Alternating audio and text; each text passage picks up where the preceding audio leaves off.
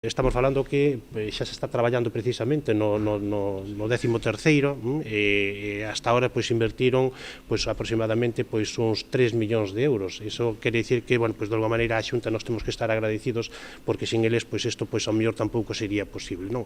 Pero bueno, fora deso, o máis importante é que estes cursos se poidan aproveitar, que as vosas opinións para nós son moi importantes e que se lle poidan suxerencias, se pode haber suxerencias que se lle poidan transmitir á mancomunidade, porque para nós é moi importante estar en contacto co mundo empresarial e ao mesmo tempo tamén co alumnado. O Plan Integrado do Salinés se está convertindo casi como unha mini universidade, unha oferta formativa de 30 cursos intensivos de formación adaptados ás necesidades do mercado.